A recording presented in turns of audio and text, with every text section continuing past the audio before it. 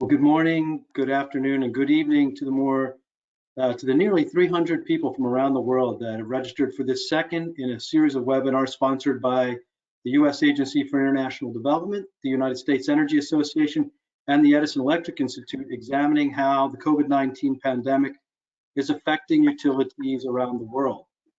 I'm Will Polen, Senior Director of the United States Energy Association.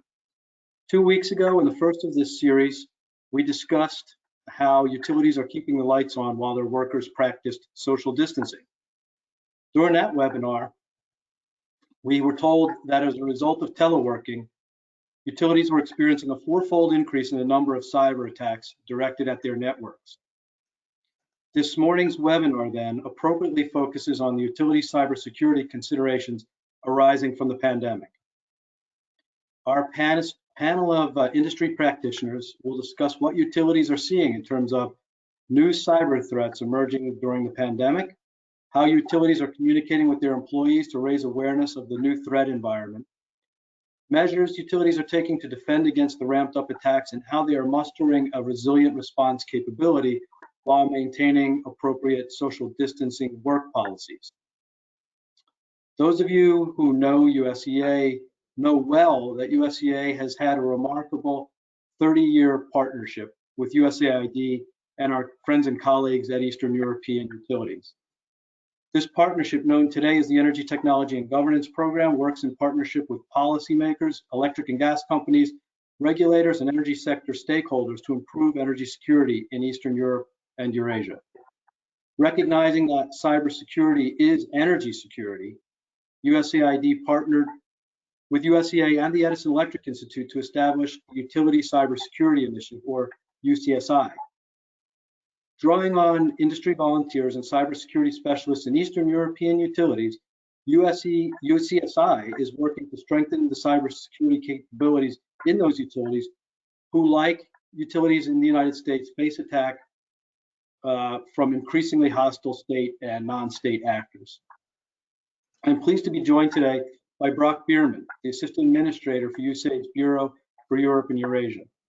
In his capacity as Assistant Administrator, Brock oversees the agency's entire development assistance program in Eastern Europe, which spans a diverse portfolio, including democracy and governance, education, disaster response, environment, healthcare, gender and diversity, economic growth, and of course, energy security. Brock's vision for energy security led us to create the UCSI. His agency's continued support is well appreciated by our many utility partners, both in Eastern Europe and in the United States. Brock, I know how busy your schedule must be these days, and I want to thank you for taking the time to join us and being with us for the entire duration of the webinar.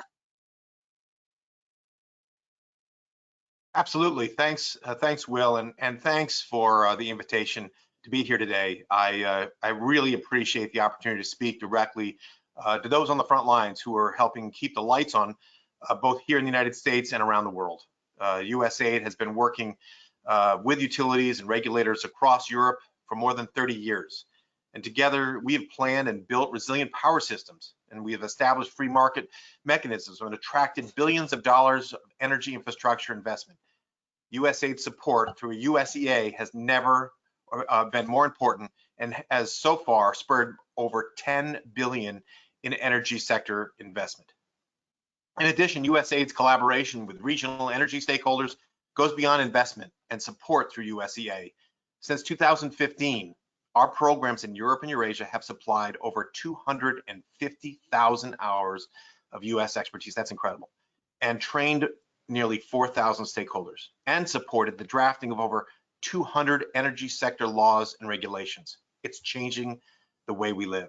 Simply put, we are helping our partners grow their economies and better serve their citizens. Our single objective, Will, is to help countries across the world build their self-reliance and become partners rather than recipients. Now, to become a self-reliant country, countries need to access or have access to reliable and affordable energy. Energy security is a fundamental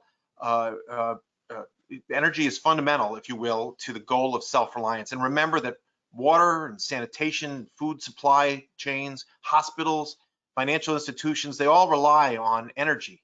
as do the very laptops we are using to participate in this webinar today. It all depends on energy. As far as COVID-19 is concerned, it is important that everyone knows that this current crisis does not change our mission. The fact is, if anything, the crisis illustrates both how far we've come and the challenges that still remain. Last week, I had a chance to update my State Department colleagues on the extraordinary steps that utility companies are taking within our partner countries and to maintain service, keeping workers, if you will, on site for 2 weeks, isolating them from their families, while at the same time protecting customers who've lost their jobs by making sure that they have access to power when they need it most. Utilities are on the front lines of this pandemic, make no mistake about it, and power is still flowing. If this crisis had happened 20 years ago, I'm not sure I would be able to say the same things. I ask the utility workers listening to take a minute and think about how far their organizations have come and give themselves a tremendous amount of credit for providing critical services. Unfortunately, we don't have more than just a moment to reflect on that success because the challenges are growing. As people stay home, utility revenue is quickly drying up and supply chains are strained and challenged. And if the state of affairs wasn't hard enough through this challenge, utilities in the region have faced 4 times increased cyber attacks on their assets. Unfortunately, we believe that this pandemic will leave scars, and repairing the damage won't be easy. But we can learn from this experience and come out stronger in the end. I want to thank USEA and the Edison Electric Institute for partnering with USAID on improving cybersecurity within the energy sector, while also finding useful lessons to be applied here in the United States as well. This work is already filling in critical gaps in expertise and technology, and we're getting utilities the tools they need to push back on malign actors trying to leverage this crisis for their own nefarious ends. Now, it's important that we recognize that the results we have seen so far could only be accomplished with the support of American volunteers.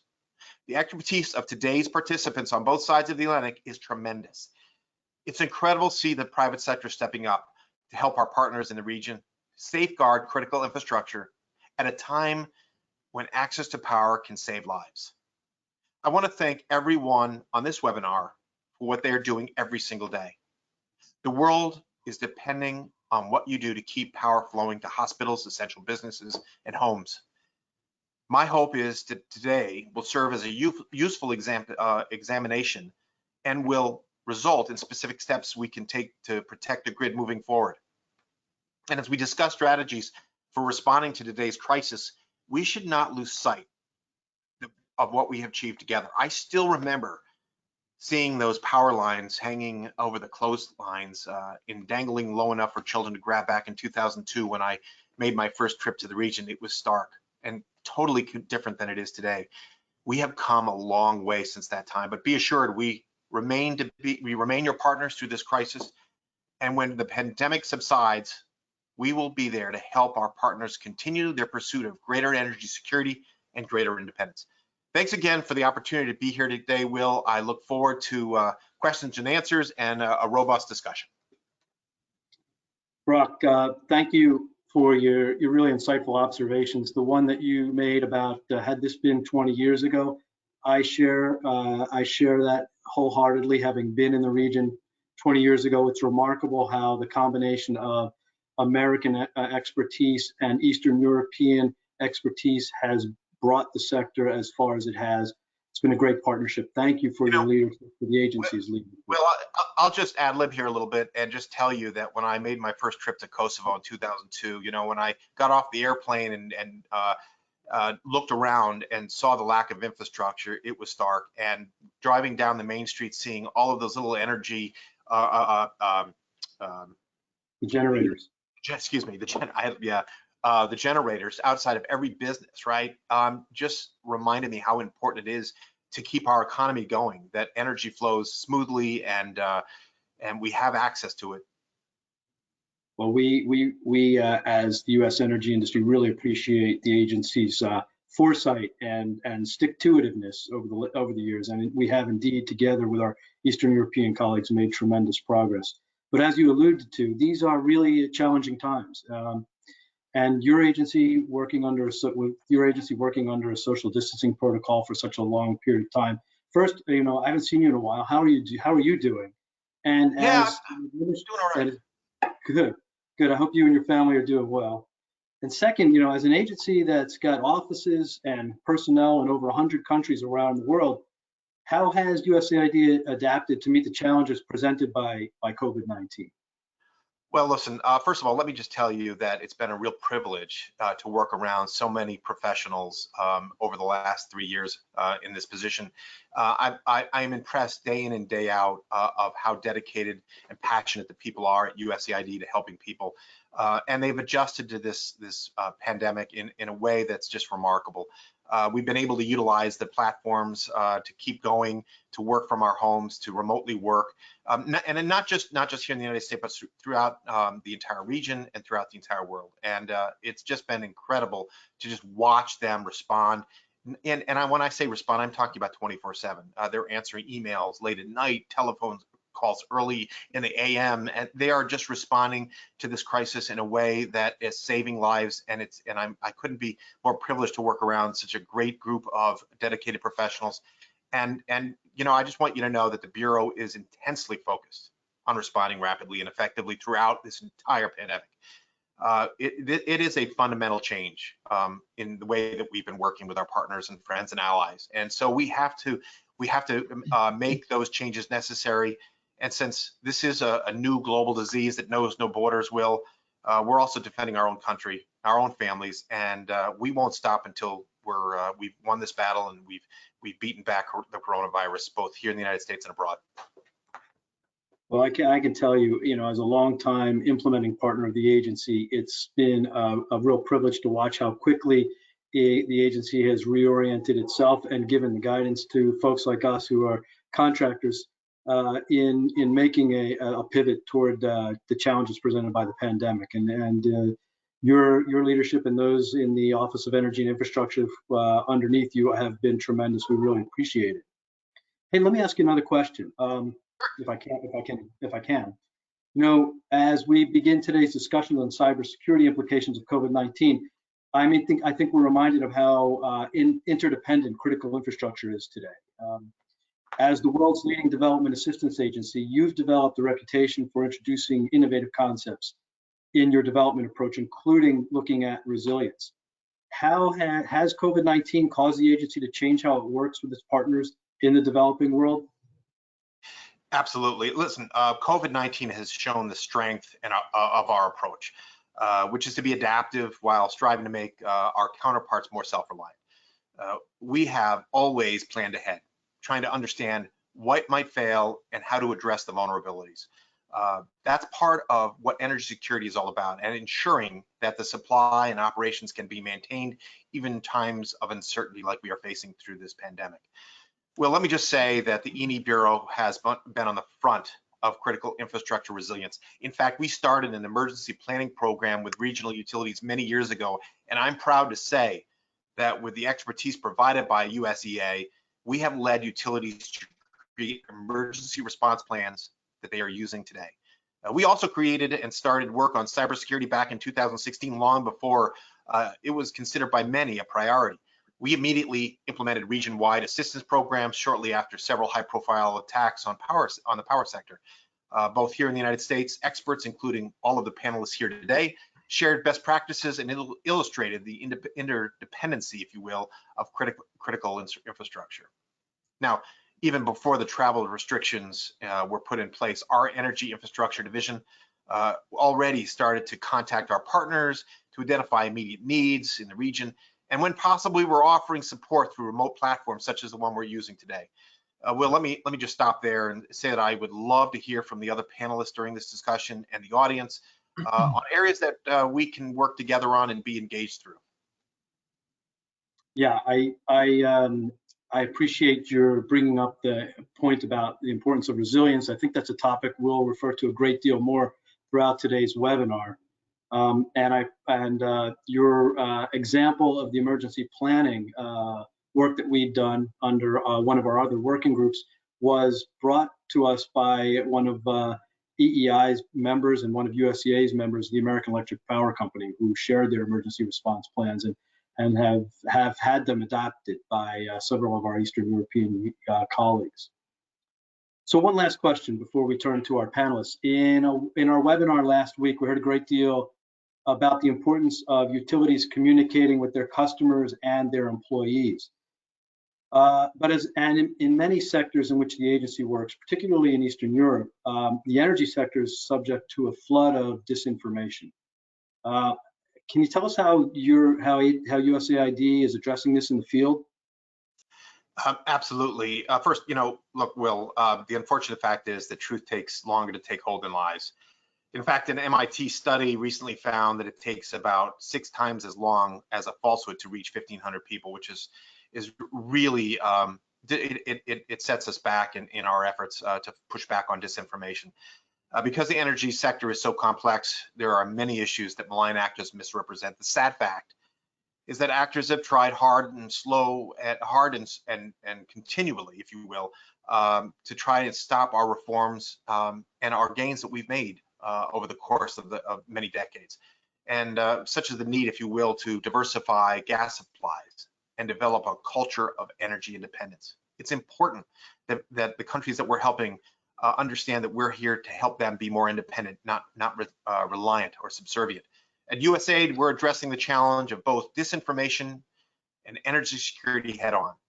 But Will, let me just say that in spite of messaging from the malign actors who seek to use the energy supplies to leverage their own means and infrastructure development in a debt trap way, if you will, our objective is to strengthen our partners. We are not loaning development aid. We are not selling technical expertise. We believe in our partnership and our goal of creating independence, not dependence. And to be clear, we are learning how to combat these issues together. And while malign actors are more interested in gaining influence and promoting the subservience of their neighbors, USAID, and more specifically, the aid from the American people, are helping make lives better and more independent. Listen, I want to thank you again for the opportunity to be here today. I'm happy to answer other questions, and I'm looking forward to taking part in this panel. Brock, likewise, I want to thank you for the agency's leadership and for its continued support of the energy sector, both in Eastern Europe and through our industry partners and volunteers. It's been a tremendous experience for us to work together with you and our colleagues all over the world. I understand you'll be with us for the remainder of the webinar. I want to thank you so much for spending as much time as you are today with us. I know how busy you are. And again, please, audience members, please feel free to address your questions while we have Brock. It's a unique opportunity that he's spending with us today. So now let me turn the floor over to Dave Batz of the Edison Electric Institute, who will introduce this morning's panelists. Before I do, I want to thank Dave and EEI for helping to stand up our utility cybersecurity initiative and bring us this webinar series. Dave's work as an industry volunteer under the USAID, USEA Energy Technology and Governance Program led to EEI receiving USEA's Corporate Volunteer of the Year Award in 2019. Dave, it's been working with Brock, it's been a real privilege to work with you on establishing the UCSI and helping to bring this informative webinar series to the fore. I want to thank you for your partnership and support. I'm going to turn the floor over to you now. Okay. Well, thanks very much. Thanks very much, Will. Welcome, everyone. I'm pleased and honored to join the U.S. Agency for International Development and the United States Energy Association for the important discussion today. We have the opportunity to hear from 5 leaders within the energy industry share their thoughts about cybersecurity during this challenging time. If you have questions during the presentation, this is for all the attendees, please use the chat function to ask your questions. If you want to address the organizers and panelists, when you use the chat function, that would be great. After all the presentations, we'll have some time to go through the questions and answers. I will briefly introduce all of today's speakers, then Scott Aaronson will kick things off for us today. So we're joined by the following people. Scott Aaronson is Vice President of Security and Preparedness at Edison Electric Institute, and for the last several years has facilitated the development of the Electricity Subsector Coordinating Council, a group that brings industry leaders from across the United States to engage and coordinate with partners from the government. And in today's world of pandemic, this coordination is of critical importance. Mr. Jason Christopher is the Principal Cyber Risk Advisor at the industrial cybersecurity company Dragos. He has worked in a variety of roles within the energy industry, and of his many accomplishments, he is perhaps best well known for his efforts in the development of the Cybersecurity Maturity Model Program, also known as C2M2. We're also joined by Felicia Brown. Felicia is the Chief Security Officer and Vice President, Physical and Cybersecurity for Avangrid, and is currently serving as the co-chair for the Edison Electric Institute Security and Technology Policy Executive Advisory Committee. We're also joined by Mr. Christopher Leigh. Christopher is the Director and Chief of Information Security, Compliance and Networks at Eversource Energy. He brings a long history of cybersecurity across a variety of industries, and we're pleased to have him join us today. And then finally, and last but definitely not least, Mr. Peter Grandgeorge joins us. Peter is the State National Security and Resilience Program Advisor for Berkshire Hathaway Energy, and brings significant experience and leadership working with utilities, businesses, and governmental agencies in planning and responding to large-scale events. So with those introductions out of the way, Scott, can you take a few minutes to talk about how electric companies are working together to enhance their overall cybersecurity response in this time of COVID-19?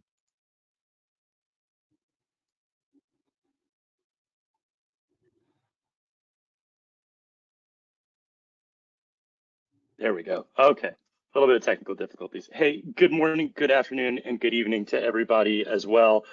Thanks for that, Dave, and thanks to everybody for joining this important conversation. But also, I want to just quickly align myself with some of the comments that Administrator Bierman made. Really could not appreciate USEA and USAID's partnership and leadership more, particularly in these times. You know, a couple of things. I don't want to be repetitive of what Brock and Will said, but we are critical. We are critical to the life, health, and safety of the communities that we serve. We are critical to our respective nations' security. And I think that in a time of global pandemic, by definition, a pandemic is global, it is an opportunity to learn so much from each other. So we had a conversation a couple of weeks ago with this community about how we here in North America, we were working collaboratively to deal with the pandemic. The bumper sticker of the Electricity Subsector Coordinating Council, this large CEO-led body that brings senior government and senior industry officials together to work collaboratively on all sorts of threats to our infrastructure. That bumper sticker has been unity of effort, unity of message, and now is unity of guidance. That is, as we learn collectively about how best to protect our workers, remain operational, do the things that we need to do to protect national security and to facilitate the lives of our customers as we go into this new normal where we are teleworking, where we are physically distancing from each other. Those learnings are invaluable, and what we can learn globally and apply here in North America, and what folks globally can learn from our experiences, that's really what these partnerships are all about. So again, USEA, USAID have been terrific venues to socialize these sorts of lessons and collective wisdom as industry operators strive to keep the lights on and the gas flowing. That's an important statement. One of about quote unquote return to work, and I want to be really careful with that phrasing. We are not returning to work in this sector, as evidenced by the lights are on, the gas is flowing. We all are continuing to work. But as we dial down all of the mitigation strategies that we have dialed up, physical distancing, smaller workplaces, different shifts, securing the supply chain. I mean, I can go on and on of all of the sequestering employees, the highly skilled, hard to replace employees in generation facilities or in control centers. As we dial all that stuff up to protect our workforce and remain operational, we're going to have to start to dial that down. And as we dial that down with this expanded footprint, with this expanded attack surface, with some people working at home, some people working in the field, some people working in office environments, we are expanding that attack surface, and we are, as a result, we are vulnerable. So just as we have learned from each other and developed this resource guide, and for those who have not had an opportunity to see it, I really could not commend enough. The industry here in North America has built something called the Electricity Subsector Coordinating Council Resource Guide. We are literally writing the book on the COVID-19 response as we live it. If you want to go see that resource guide and all of this wisdom that is being collectively compiled and shared across the sector, please go to electricitysubsector.org. That's electricitysubsector.org here in the United States. It is a compendium of all of these lessons. And the reason I bring that up is a component of these lessons, and part of why I'm excited to be on this panel today and to hear from folks like Chris Leigh, Felicia Brown, Jason Christopher, and Pete Grandgeorge, is as we build these lessons relative to COVID, we also need to be looking at telecommunications, at network technology, at cybersecurity threats to the infrastructure as we dial things down related to COVID. And again, just as we have shared wisdom because of the COVID lessons globally, similarly, this is why I get so much value and see so much benefit to organizations like USAID and USEA, bringing communities like this together. It's not just about sharing wisdom when it's a pandemic. There's so much to be shared similarly with our respective cybersecurity learnings. You know, what's happened in the Black Seas region, what's happened to some other infrastructure environments around the globe is always lessons for us all over the world to glean from, to learn from, to share about, and to benefit each other as we work to keep this most critical infrastructure for our respective nations operational, so that we can protect the health and safety of our customers, and so that we can continue to operate both in a pandemic environment and God willing, in blue skies to come. So I look forward to the conversation today. I want to end where I began with this thank you to the community who is on this call. I look forward to your questions. I want to thank the panelists for sharing their learnings, wisdom, and guidance from what they're doing with their respective companies. And I particularly want to thank Will and Brock and USEA and USAID for convening this group, both in blue skies before events happen, and particularly now as we learn from each other during these unprecedented times. So with that, Dave, let me turn it back to you, and I'll look forward to the conversation. Thanks, Scott. Appreciate that very much. Jason, can you spend a couple of minutes talking about some of the emerging threats and threat actors who may be targeting industrial control systems and operating technology that you and Dragos have been tracking?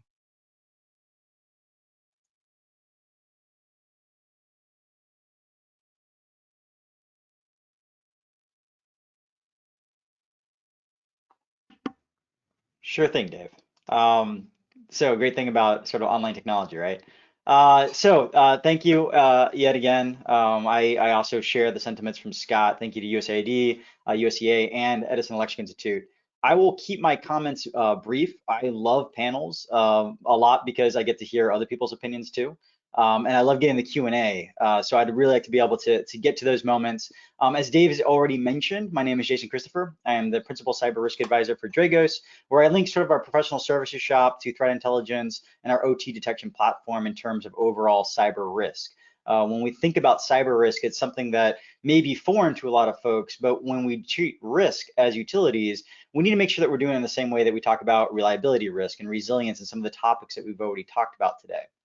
I've had a lucky career. I've had previous roles being an asset owner and operator, consultant, regulator, researcher, educator. And so I'm really encouraged to be able to have this dialogue across all those different roles with folks today. And most of all, happy to re-engage this community since my trip to Moldova last year, where we had a lot of conversations about cyber risk. So first to talk about threats, sort of the conversation that David asked me to lead off with.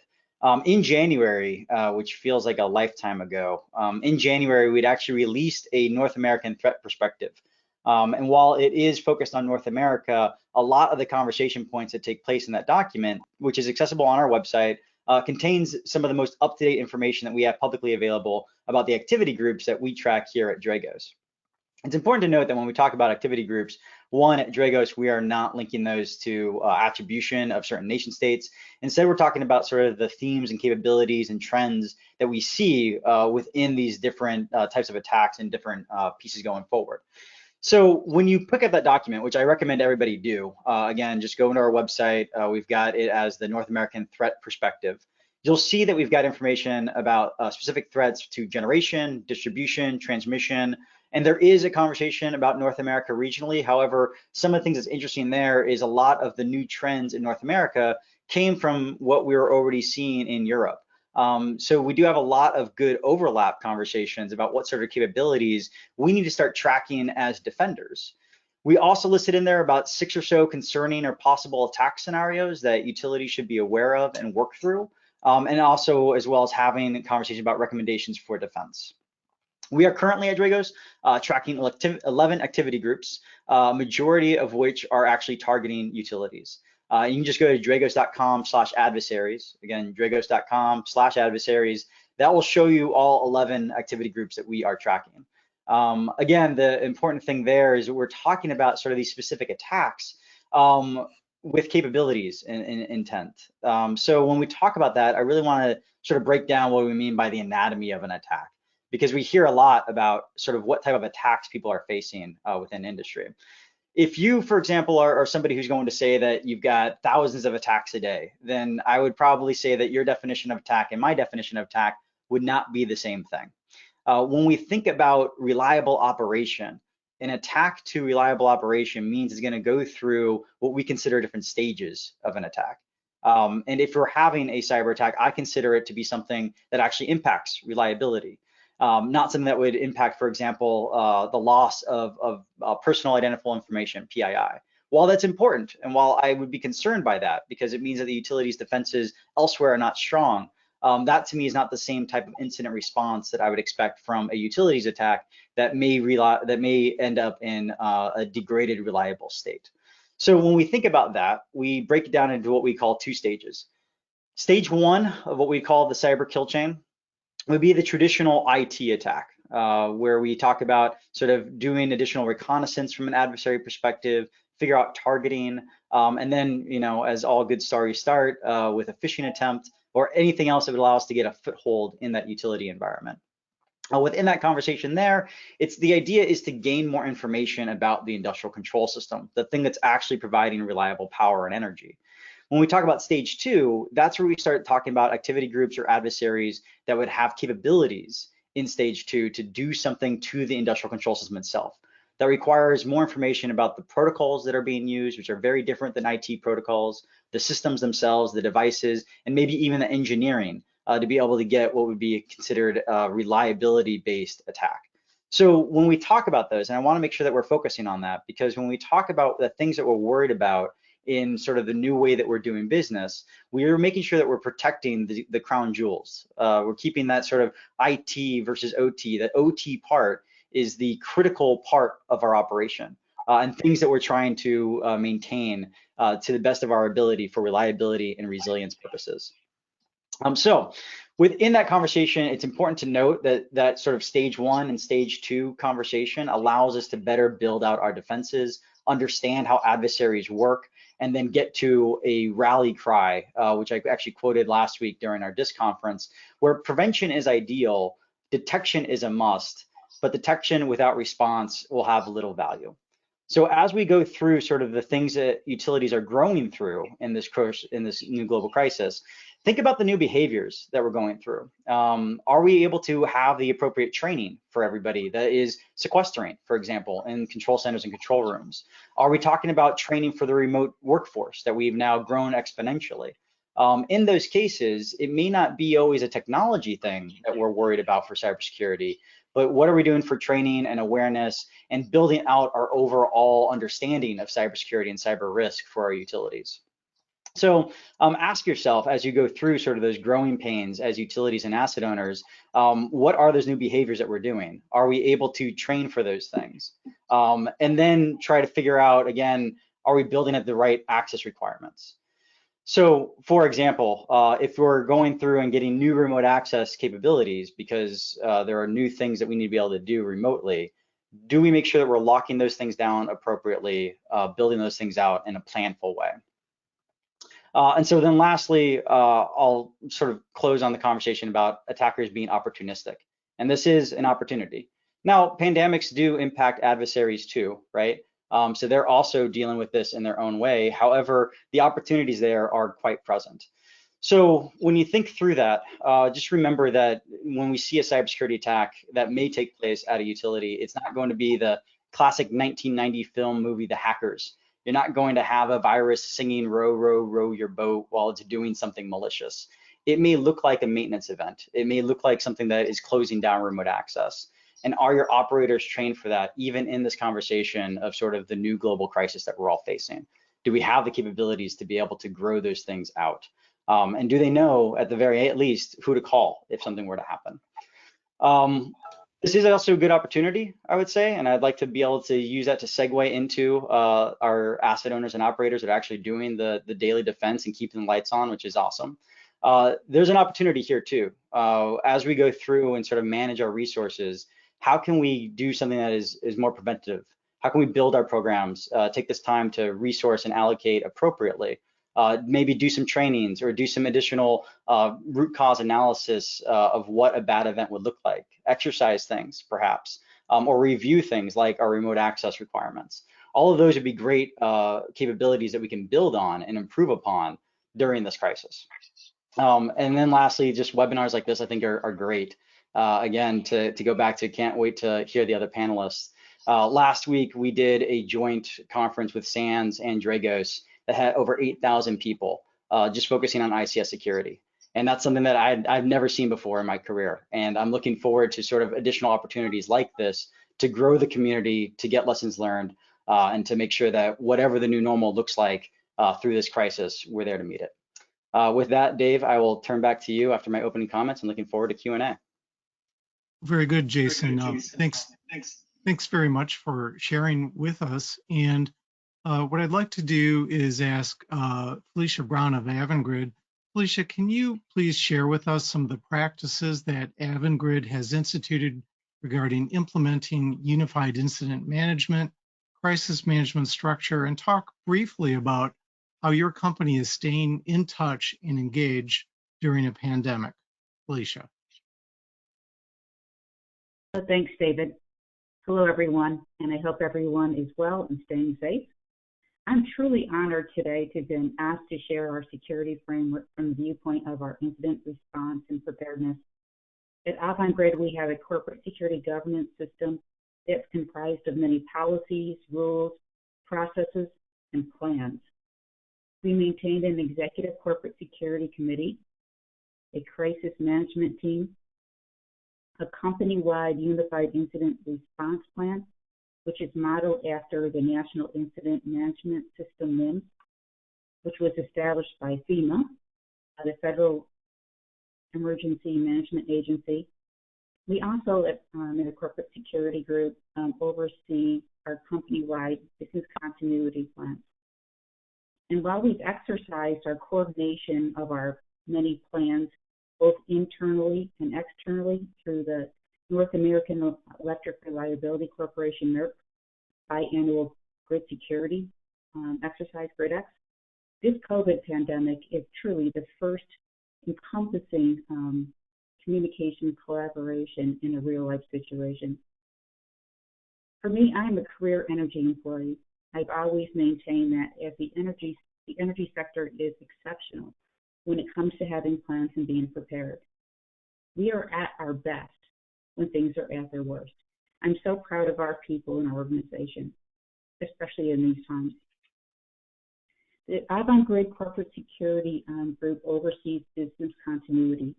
We ensure that all of the different departments have a plan specific to their individual needs.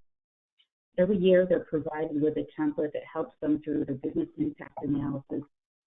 And we ask them to consider different pearls like the loss of technology, loss of equipment, loss of facility, or even people. So while we've had these set plans, in the end, we mobilized significantly more employees to work at home than we considered in our plans. While this was a challenge, having a direct link to our business continuity liaisons, we call them BCLs, it was critical when we decided to expand our remote work and the need to do so in a prioritized manner. We have called upon our BCLs in several circumstances to ensure the alignment and to assist with the coordination. While this has been a tremendous amount of work, it's also been seamless in its execution. So some of the examples have been in our plans, we consider a certain amount of our workforce working remote. They have laptops, cell phones, and equipment. But as we move more and more people to remote working, some people had a desktop, or some people wanted to take their monitor home. We had to have a policy regarding printing. So all of these actions needed to be developed very quickly in a prioritized manner. The next group I want to talk about is our Unified Incident Response Team. That's our UIRP. This is a group representatives from across all of our corporate and operational areas of the business. It's a pre-identified group that is invoked whenever there is a cyber or physical security incident. The group operates more tactically compared to the BCLs, which is a more strategic group. In response to the pandemic, the UIRP began daily calls in early March. These calls continue to grow to nearly 100 employees across the U.S. Every call starts with a security message, and then each functional group provides an update on their specific actions, their needs, in response to the other cross-functional groups on the call regarding any requests that they may have. So for an example, the use of face masks. The legal group may provide an update that a particular state has changed the requirement to wear a face mask. The functional areas would comment on their needs. The storeroom owners would acknowledge the distribution, and the purchasing team would respond to the new orders. In one call, an update and resolution would be accomplished. Throughout the past month, many issues were identified and met with efficient and creative solutions. So this UIRP continues to have the calls on a regular basis. And again, we continue to provide updates to our crisis management team. The crisis management team is our senior executives, our C-suite, and they're engaged whenever a situation escalates to a certain level. The CMT also has been meeting daily since early March. Our playbook outlines the members, the protocols, and the processes. The engagement and support from this group has been truly outstanding. They receive daily reports on the UIRP, our working group, operational impacts and status, communications report, general services, health and safety reports, IT situational updates. And we also share any relevant information regarding the pandemic. So the group continues to provide overall coordination and consistency throughout the organization during this time with many questions. They wrestle oftentimes with unique situations. Do we sequester, do we not? What are the pros and cons? So again, it's been very been a great opportunity for us to collaborate as a group and to have the protocols and the plans in place so that we would understand what our steps are. We've also enhanced our communication during this dynamic period. In addition to these working groups, we have daily newsletters that go to all of our employees. There's a security message in every publication. We also keep our employees updated related to COVID-related scams, like those targeting working from home and security. Currently, the shift has been more return to work scams. So, both from an organizational perspective as well as from a home safety perspective, we continue to provide tips to our employees on a regular basis. We also provide updates and town hall presentations and other communications to our employees. As an organization, we're also continuing our external communications with our customers, our regulators, and our industry peers. We've been receiving many very complimentary comments from our employees and from our external colleagues regarding the communication. It's been really well received, especially when you can open up town hall meetings with thousands of employees and really have very few questions because we've already addressed them in our daily communications and through all the different communications that we've been providing. So throughout this whole pandemic, we at Avangrid held firm to all of our security policies and procedures. And I know that's really challenging to do. We continue to operate in accordance to all of our plans. And we as an organization are confident that as we emerge from this pandemic, that we will be a stronger, more creative, and agile corporation. I would like to thank Will, the USEA, USAID, and the EI for this tremendous opportunity to participate in this panel today. I look forward to your questions. Great, Felicia. Thanks very much for your thoughts and your insights regarding your experience at Avangrid. What I'd like to do is ask Mr. Christopher Leigh to share some security observations from other industries that can inform electric utilities. And also, Chris, if you can talk a little bit about some of your thoughts, your organization's thoughts about what does responsible return to the workplace look like for you? Christopher. Sure, and thank you, David.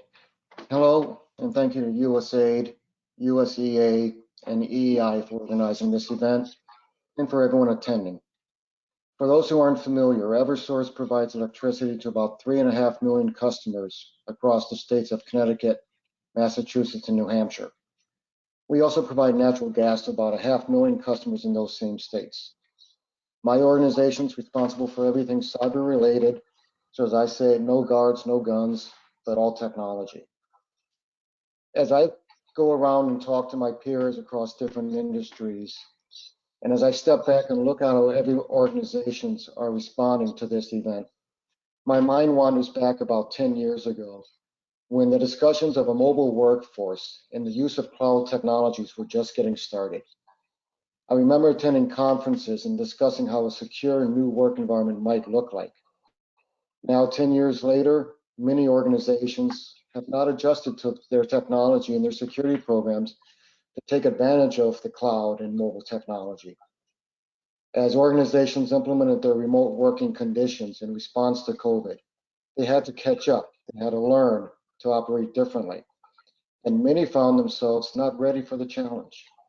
The process that Felicia just discussed and Jason Christopher just discussed exists in many forms across the electric utility industry, and at least here in the States. However, when you look at hospitals, medical facilities, retail, manufacturing, state and federal governments, the technology to work remote and to ensure viral safety for employees wasn't available and established. As a result, organizations have had to reduce their level of security in order to ensure operations. That then means it's possible and has occurred where hackers are now taking advantage of these organizations and the average person at home by launching attacks for financial gain. Some of these attacks have also resulted in loss of data and disruption of business operations. So I'm going to discuss a few different examples of what I found out in my readings and preparations for this, of what the hackers are doing, and then what it means as we go back to a post-COVID-19 work environment. It's important to bring out and learn from other organizations because unfortunately the other victims allow us to modify our techniques and tactics so that we can try, hopefully not become the next victim that's out there. So let's first talk about ransomware. Very common term in the industry, but for anyone who may not have heard of it too much or not understand it, ransomware is a type of malware or a virus that encrypts your computer, your servers, and then the owner uses it to display information on how the victim can regain their system by paying a sum of money, normally done in Bitcoin. Depending on the attack, the hacker may already have remote access in the corporate network. In these cases, the hacker will often install their software, use it to encrypt backup systems, and then launch their attack. And the IT departments who normally would recover through backups are unable to recover, and the hackers are able to extort a higher amount of money in order to recover the systems. Finastra is a London-based fintech company that provides a range of technology solutions to banks worldwide. They have over $2 billion in revenues and employees of more than 10,000 across 130 countries. On and around March 20th, they had a cyber event that was ultimately found to be the Ryuk ransomware. Their internal systems ultimately detected the malware, and because the hackers found out that they were caught, executed the attack. What this means is what I mentioned earlier. The hackers were in the network, they were encrypting the backups, they were installing their malware on different machines when they were found. And so they were forced to turn the Ryuk ransomware into active encryption and then start extorting the money out of that. Finastra responded to the attack by shutting down their systems. They literally disconnected from the internet. And I'm sure everyone on this call can imagine the security team making that decision to shut off from the internet, the impact to business, the impact to the employees. But by isolating themselves, the ransomware was unable to send the encryption keys externally to the hacker, thus stopping the actual encryption process. Management reported that they felt the attack was timed with the COVID event because the company's resources were focused on moving to a remote work environment. I'd also like to note that the Ryuk ransomware is commonly known to have been created by a Russian organized crime group called Wizard Spider. And so the nature of this attack and the profile of the attacker makes sense that they would be using extortion for money for gain of the organized crime group.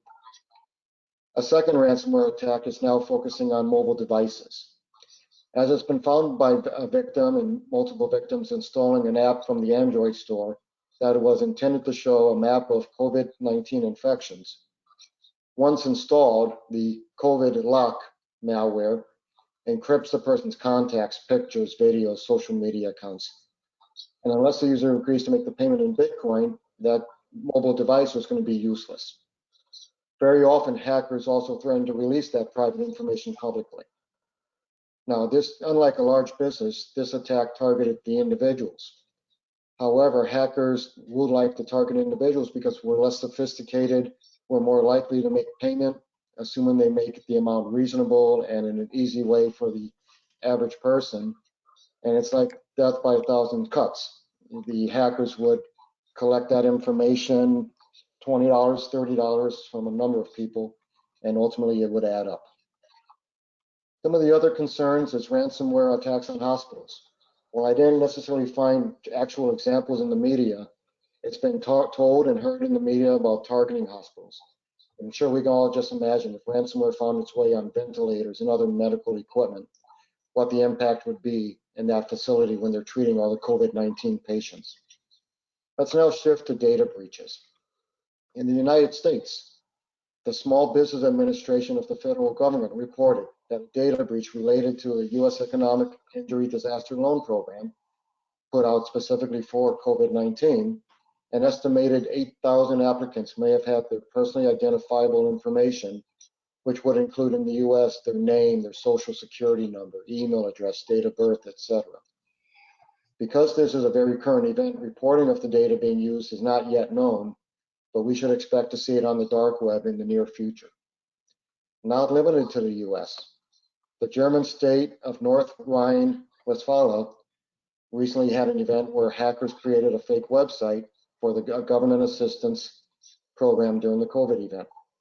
The hackers then sent phishing emails to the citizens promoting how to fill out a request for financial assistance. They lured them to their fake website and then collected the information that was needed so that they could then go to the official government website, make the filings, but put in the hackers' banking information, and then payments were sent out to the hackers. The state officials have publicly stated that they feel that between 3,500 and 4,000 fraudulent requests were filed, and the individual payments range from 9,000 to 25,000 euros. So that's significant money that was done with just a website and some phishing emails. Finally, a previously undiscovered remote access Trojan was used to attack both the Azerbaijan government and various utility companies. This ties in with what Jason Christopher was saying, where malware was targeting the ICS and SCADA systems relating to wind turbines within the renewable energy sector. Again, targeting during COVID, opportunistic, where the corporations are just trying to keep the lights on and provide services and not trying to want to fight an actual cyber event. In this case, the attacks actually started with 3 phishing emails that all contained malicious Word documents. As the individuals opened up the documents, the malware was installed on the systems, then infecting, providing remote access, and allowing the hackers to move towards the SCADA systems. What all these examples show is continually how opportunistic our adversaries are. They're using the COVID themes, they're using it through emails, and they're targeting us to make money and disrupt some operations. So as we look forward, we're going to be moving into a whole new work environment. Are organizations going to formalize a remote workforce, or will they expect everyone to be back on site? We expect employees will likely work on site and partially off site in a hybrid method. Our cyber professionals across the industry will need to consider the goals of the organization and how to evaluate the technologies in this new model. Larger networks to support VPN connections will be needed. Organizations may need different endpoint security because now we have to go beyond our 4 walls of the network. Organizations will also likely need to adopt more cloud technologies and require different cybersecurity skills of their forces. And then lastly, just think, managers will likely to consider, what's the productivity? How do I monitor productivity in a remote workforce? This is information that will help manage the environment, but there's also various privacy questions that come out of that. So with all these examples, I hope there's, something you can take advantage of and learn from for your organizations. And with that, my formal comments ended, and I look forward to your questions. David, back to you. Okay, thank you very much, Chris. Appreciate that. And there's a lot of things going on, and frankly, it's rather I would call it distressing that adversaries are choosing to affirmatively attack healthcare providers and hospitals, particularly at this time. But thanks for your thoughts. I'd like to invite Mr. Peter Grandgeorge to share a little bit. And Pete, can you please reflect on some of the early indicators of COVID-19 impact and talk briefly about some of the preparations that your organization put into place to try and mitigate and manage some of the potential effects of this situation. Pete? Certainly, Dave. Are you able to hear me okay? You sound great. Go ahead. Wonderful. Well, it's great to be able to speak to everybody across the world on this, and really appreciate USAID for providing this opportunity. So I'm part of Berkshire Hathaway Energy, and we're an opportunity to provide service to customers across North America, U.S. and Canada, the United Kingdom, and Europe, and the Philippines and Southeast Asia. So as we've seen COVID come together, this is a issue that has a global impact to our operations. And as that, we've been able to kind of build upon some of the elements that we've seen in the past. And then as this situation has evolved, we find ourselves in dramatically different scenarios across the world. However, our cyber risk is fairly consistent across all those areas. But if I can, I'm just going to reflect back. We certainly experienced the 2009 pandemic, merged out of, particularly in our case, mostly out of Mexico. Then in 2013, we had Ebola, and we had employees in the U.S. state of Texas that received a secondary exposure to that. So we had exposure with a limited work from home strategies as part of that, where we had to have some of our employees work from home for an extended period of time when their workplace was compromised as part of that. And that, I think, embedded in our organization that piece about how did we do business continuity and be able to think about those next steps. So I do want to say, just as a candid review about how we're going forward, is there were some real weaknesses in our planning going into this scenario, which one of them was we thought we might have 6 months to get to a vaccine. That does not appear likely that we'll see a vaccine in 6 months. We like that wildly optimistic piece, and our limited supplies of things as masks and gloves, personal protective equipment, those have been exhausted much faster than we anticipated.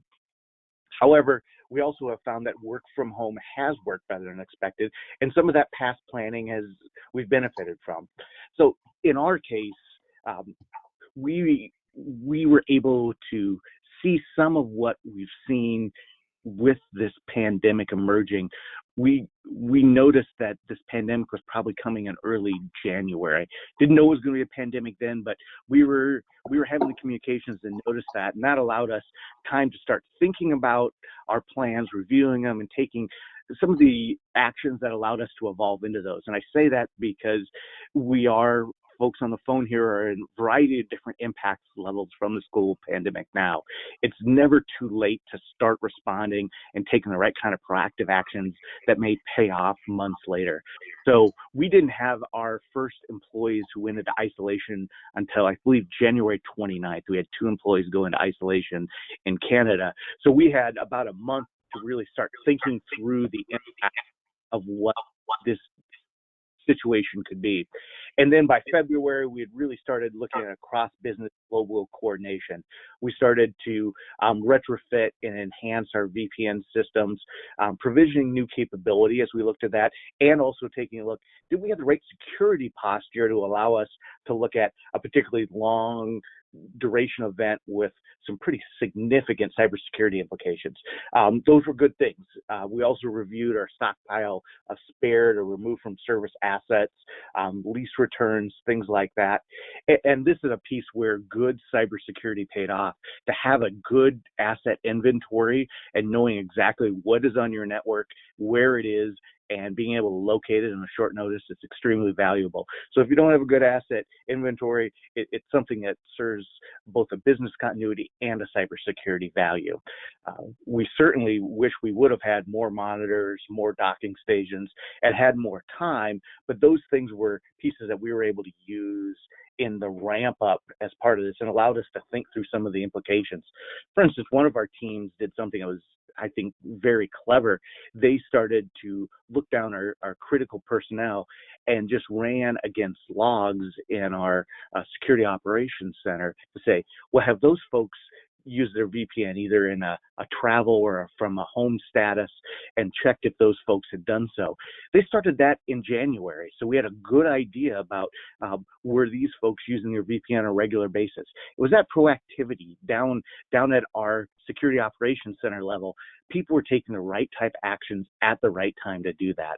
And as we evolved into more of a active response to the to the COVID pandemic risk, we got a very clear mission out of our CEO and leadership, which was we're there to protect our employees and serve our customers. We also needed to anticipate any issues that might take our assets out of service. And one of the key pieces is we're still continuing to see very different impacts according to nations.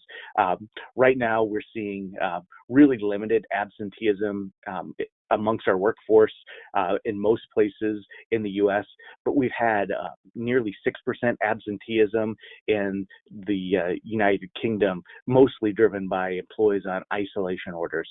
So very different pieces, but my understanding is we're already seeing a pretty significant impacts on other businesses in the U.S.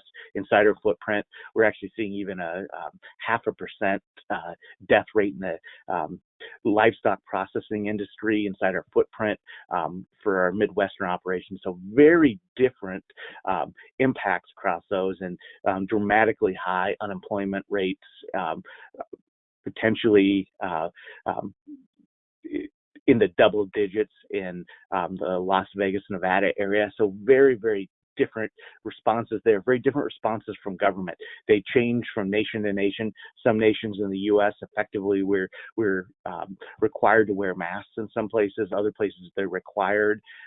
Other places they're recommended. And then in UK, Canada, they're at best tolerated. So we have very, very different pieces on how our employees are affected. And that goes to, we have to think of that same approach when we think of the cybersecurity, is that there needs to be some flexibility as we look at how to deal with these idiosyncrasies at each national level, but taking a look at it from the big picture of how we're able to manage it and address the risk overall. We've been very successful in using, as Felicia described, kind of the incident command system, where we have a fairly consistent way of implementing our incident response, sharing information, evaluating threats, but also allowing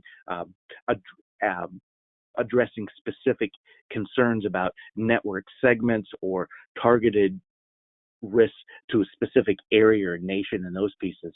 One of the real successes we've had, and I think it was something that Jason Christopher mentioned, is training and exercises. We were lucky that we were exercising last year in 2019 around the Ebola threat as a human health threat, and then we had just completed GridX exercise in November. And GridX is a North American, US and Canadian and Mexican exercise, but we also made an international exercise further by including our other operations in the GridX exercise. So that gave us a good opportunity that we had just exercised and were able to bring that incident command focus into this. We actually were working on some fixes and polishing elements out of GridX. Those have had to have been set to the side to allow us to focus on the COVID threat. We would have liked to have had more training, but we didn't have time to get it done. So the other challenge, and I think it's probably one common to many other organizations, is end of the year, into the calendar year, we saw really some key retirements from long-serving, highly experienced personnel.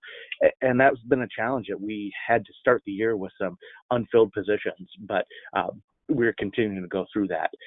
And as we've gone through cybersecurity awareness, our employee audience, as we've moved to a many times different working environment, as Scott Aaronson led with the speaking, we've got many of our employees are still working the way that they've always worked, or some of our employees are working from home. And we've had to mix that, and we've changed that. We've used that threat information from government and the information sharing and analysis centers to provide that threat awareness and pass as much of that down to our employees as possible. And we've also encouraged that employee awareness through remote work, computer-based training. We've asked all of our employees to take that to make sure they're increasing their awareness, particularly if they're working from home. And then we do continue our daily safety and security tips and messaging, including weekly cybersecurity phishing tests to try to focus on the threat that might be elevated. And as I think Chris was able to articulate pretty well, we definitely see the bad guys are using this environment to try to exploit us. So we want to focus on that. At this point, Dave, I'll turn it back to you. Those are just a couple of the comments I wanted to make, but I want to say really appreciate this opportunity to get to share some of our thoughts.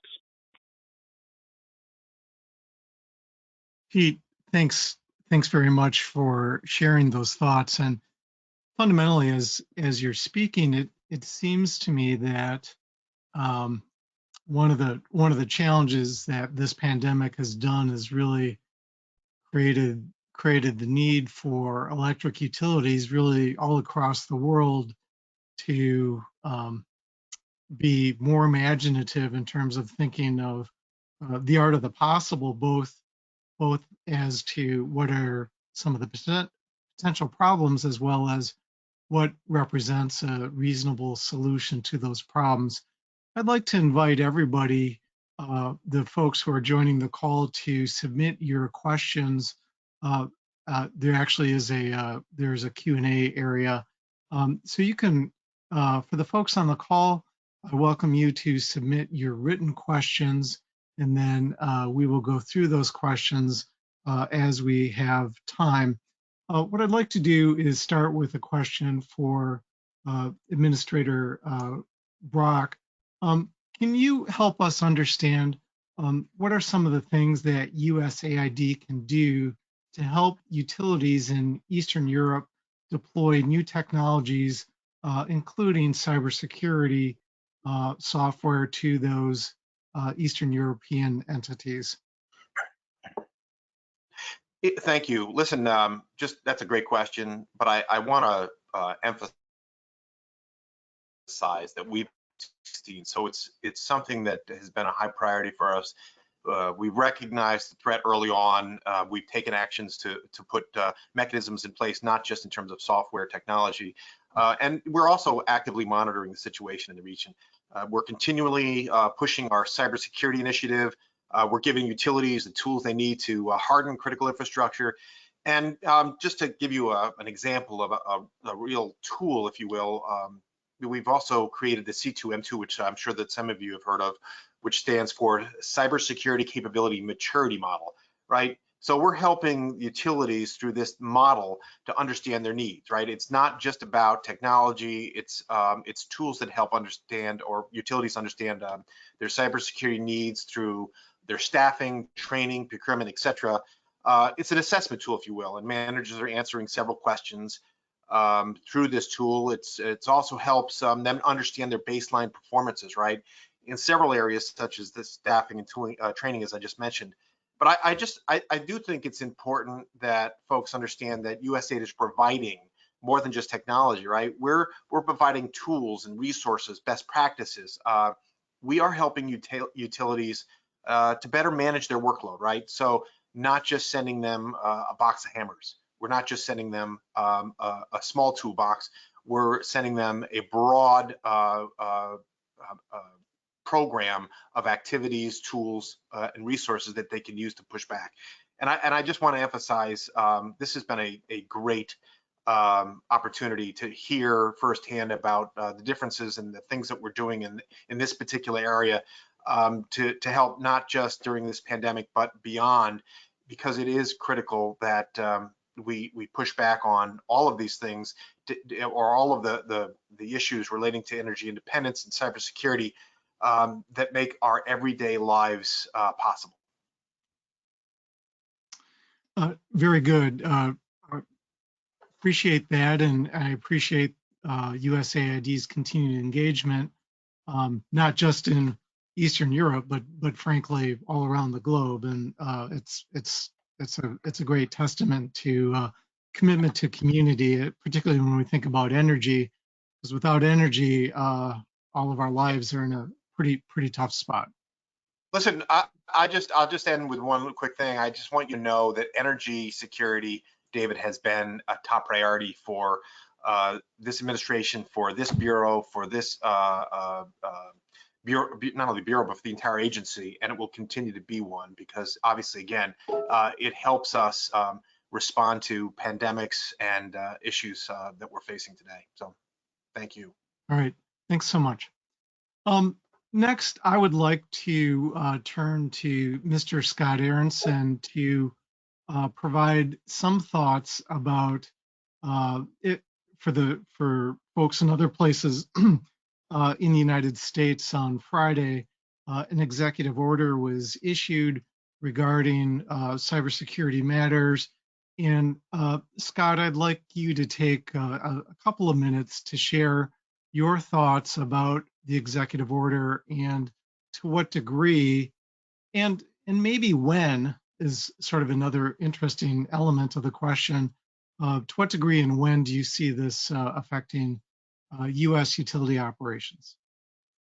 Yeah, thanks, Dave. So kind of breaking news, at least as of a few days ago, for those who aren't aware, President Trump signed an executive order dealing with bulk power system supply chains. And as we've been discussing, there are, I like the way Jason put it, adversaries are opportunistic. And so certainly there are opportunities associated with COVID, but there are always opportunities associated with supply chains, which by definition are ubiquitous, they're diffuse, and there are sub-components that are manufactured. So the idea behind this particular executive order is that there are high value targets that are the bulk electric system. That's the big transmission portion of our infrastructure. And given that so many of those components, all the way down to the chipset, are sourced internationally and in some places from adversarial nations, we need to have some tools in the toolbox here in the United States to be able to whitelist certain providers, and in some cases even take the extraordinary measure to blacklist certain manufacturers or their components, and to have an ongoing ability to leverage industry and our national lab complex to identify vulnerabilities and potential risks within our supply chain. So the implementation of this executive order is going to be the interesting part. All of the things that are undergirding the executive order are intelligence and general observations that I think everybody can kind of get their head around. These are the threats that we face. The development of the tool itself, the tools themselves, and how we ultimately are going to leverage this executive order, and how the federal government is going to use some of its capabilities to help us secure some of this most critical infrastructure, will take the next 150 days, as explained in the executive order. And at that point, Dave, to answer your question on the when, I think we will see ongoing evolution, both with the NERC, that's North American Electrical Liability Corporation, supply chain standard, critical infrastructure protection standard 13, along with the executive order, along with industry's ongoing hard look at all of those components that make up the most critical parts of our assets. So 150 days from now, we'll have a much better sense of implementation. But frankly, I think we're already seeing impact to the way, not from because of the executive order, because of experience and years of understanding the risk there. We're already seeing impact to the way folks here in North America source critical components, and we'll continue to see an evolution of that as both the tools evolve as well as the risk. Very good. Thanks for that, Scott. Question came in. It's pretty interesting.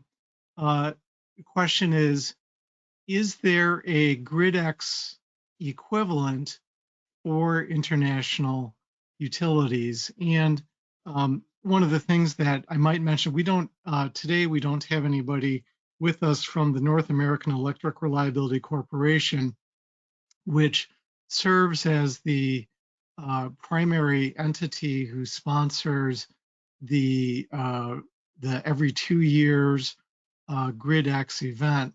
But one of the things that I will mention is that GridX as an event is frankly by its very nature certainly an international event to the degree that it absolutely includes significant participation from utilities across North America, to include Canada and the United States.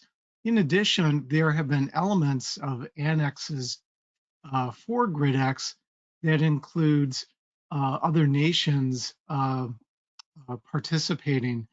And if I can maybe put you on the spot a little bit, Will, did you want to talk a little bit about some of your thinking for future direction with respect to some of the engagement under the sponsorship of USAID into Eastern Europe as it relates to drills and related activities? Will? Yeah, thanks, Dave. Yes, as part of the utility cybersecurity initiative that we've been cooperating with you on, we have been thinking about organizing a series of I would say, small simulation exercises that would kind of mimic a mini version of GridX. There's been a great interest in that in the members of our utility cybersecurity initiative, which include both transmission system operators, distribution system operators, and when we're able to meet again, we're going to fold in some of the generating companies. So yes, it's something that we have in the plans, and we look forward to working with the industry to help us organize it and think about ways it would work, particularly in an international environment and in an Eastern European environment. Okay, thanks very much for that, Will. And you know, we look forward to being engaged in that. The issue has come up a couple of times in terms of drills and exercises, and I think we're finding right now really the significant value of those exercises and being able to flex to emerging risk. A question came in regarding attacks related to the pandemic, and the question came in, why do you think that the pandemic in particular has caused such a surge of attacks, and what do you feel is the impact, the related impact on utility operations? And so I would invite any of our panelists to take yourselves off mute and jump in and share your thoughts on this question. So Dave, it's Chris. I'll start off with at this point in time, as we said a couple of times, the hackers are opportunistic. They're looking for new and innovative ways to launch their attacks. Their attacks themselves aren't all that new. Many of these things have been going on for 10 to 20 years. It's just the form and the technology or the vulnerability that they're using. In most cases, they're doing social engineering, COVID-themed phishing emails. They know the organizations are stretched to respond and for the operational issues of a remote workforce. In some industries, you know, with no customers coming into the stores or the airlines, very few flying, the revenues are down. And so the organizations are more likely to be forced into getting their systems up and running as fast as possible. So it's the opportunity, I think, that's presenting itself. Every time you see a tragedy around the world, an earthquake, tornadoes, typhoons, all the relief organizations that go to help those who are affected, we also see scammers and individuals trying to steal money or make money off, you know, the good intentions of other people trying to support those who are affected by the event. So it's really just another example of how hackers will do what they can to take advantage of a situation, primarily to gain for financial gain. And this is Jason. I'll just add to what Chris was saying.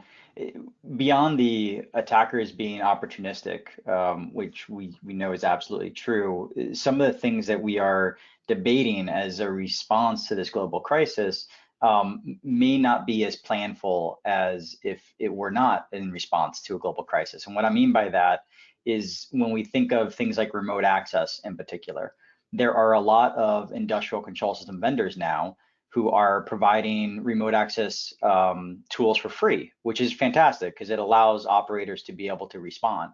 But that doesn't mean, nor should it mean, that we are bypassing sort of planful activities about who needs that access, or why do they need that access, or what are the different capabilities that we will allow for remote access.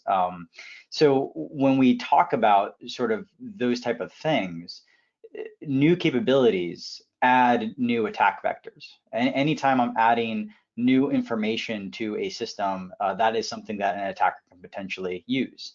And if we're not being planful about it, if we're not getting in front of it and being proactive, then we are allowing those opportunistic hackers to gain that foothold.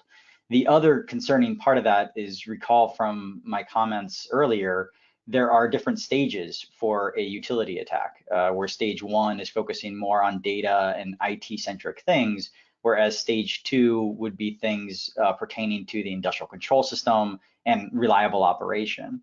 When we add remote access as a response to this, and if we're not planful, we may be inadvertently allowing attackers an easier method to having a stage 2 type of impact, where they are able to look at operations way easier than if they had to go through all of our natural layers of defenses between the different parts of the attack kill chain that we could put in their way, their boundaries, if you will. And so that's where I think a lot of those opportunities present themselves.